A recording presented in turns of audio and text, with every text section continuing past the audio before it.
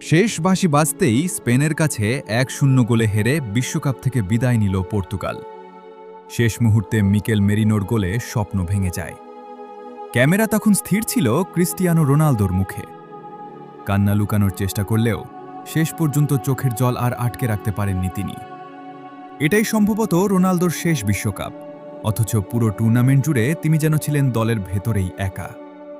সতীর্থদের সঙ্গে বোঝাপড়ার অভাব, আক্রমণে প্রভাব ফেলতে না পারা এবং গুরুত্বপূর্ণ মুহূর্তে নিজের সেরা খেলাটা বের করতে না পারায় সমালোচনার মুখে পড়েন তিনি। পুরো বিশ্বকাপে দুর্বল উজবেকিস্তানের বিপক্ষে ২টি গোল এবং ক্রোয়েশিয়ার বিপক্ষে একটি পেনাল্টি গোলই ছিল তার অর্জন। তবে শুধু রোনালদো নন, বড় প্রশ্ন উঠছে কোচ রবার্তো মার্তিনেজকে নিয়েও। ম্যাচের শেষ দিকে পরিবর্তনের সুযোগ থাকলেও কার্যকর স্ট্রাইকার গনসালো রামোসকে নামাননি তিনি, বরং ৯০ মিনিট পুরোই মাঠে রেখেছেন ৪১ বছর বয়সী রোনালদোকে। অনেকের মতে এই সিদ্ধান্তই পর্তুগালের সবচেয়ে বড় ভুল। সতীর্থদের ভূমিকাও ছিল হতাশাজনক।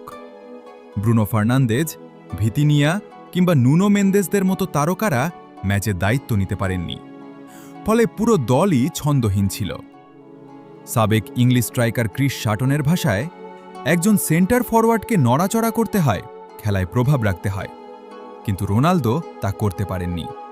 আর ওয়েইন রুনির মতে, রোনালদোর বিদায়ের মধ্য দিয়েই শুরু হচ্ছে পর্তুগালের নতুন যুগ। রোনালদোর বিশ্বকাপ স্বপ্ন শেষ হয়ে গেলেও তার কিংবদন্তি ক্যারিয়ার ফুটবল ইতিহাসে চিরকাল অনুপ্রেরণা হয়ে থাকবে। এখন দেখার বিষয়, রোনালদো পরবর্তী নতুন পর্তুগাল নিজেদের কতটা সফলভাবে গড়ে তুলতে পারে।